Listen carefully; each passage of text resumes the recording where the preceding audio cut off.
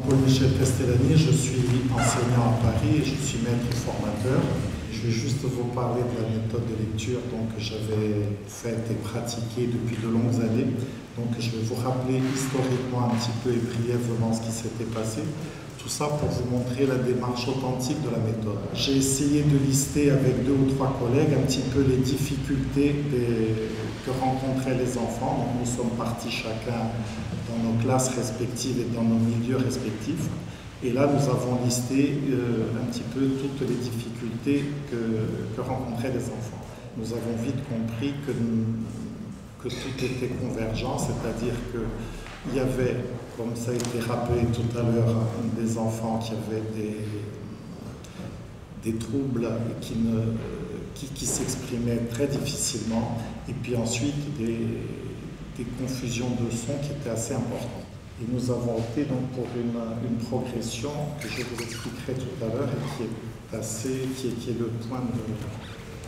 qui est le point fort de cette méthode d'apprentissage. Donc la méthode se compose du livre d'apprentissage de lecture, qui est une démarche syllabique. Alors ensuite, il y a un fichier qui est pour la grande section, puis le cours préparatoire, un fichier de consolidation. Et puis ensuite, la deuxième partie qui est la baleine blanche et la reine des mers, où l'enfant pense plutôt qu'il est dans une lecture courante. Mais là aussi, il faut savoir qu'il n'y a aucune anticipation de son. Donc on est toujours dans une démarche qui est vraiment très, très progressive.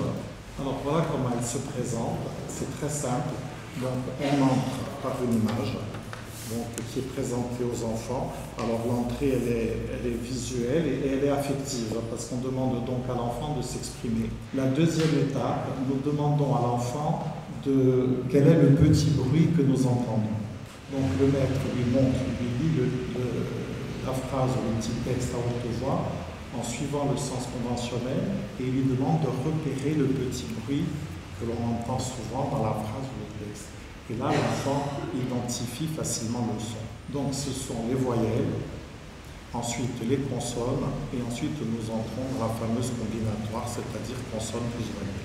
Et ce qui est très intéressant, c'est qu'à un moment donné, une fois que nous avons appris donc les voyelles et le début des consonnes, c'est un véritable bonheur parce que nous voyons que les enfants comprennent, ils se sont appropriés complètement la démarche et là nous sommes vraiment dans une fluidité. Alors je reviens à la table des matières parce que c'est là que réside un petit peu la force de la méthode. C'est justement sa progression. Nous voyons que nous partons de voyelles, ensuite nous partons du f, ch, se, je, ze. C'est pour éviter justement le zozotement fourre-tout. Parce que c'est dans ce constat-là où réside la difficulté. Je vous disais tout à l'heure, il y a beaucoup d'enfants qui vont dire le sa, le seval. Et nous travaillons beaucoup sur la discrimination fine, c'est-à-dire les confusions de sons entre f et v, je et ch.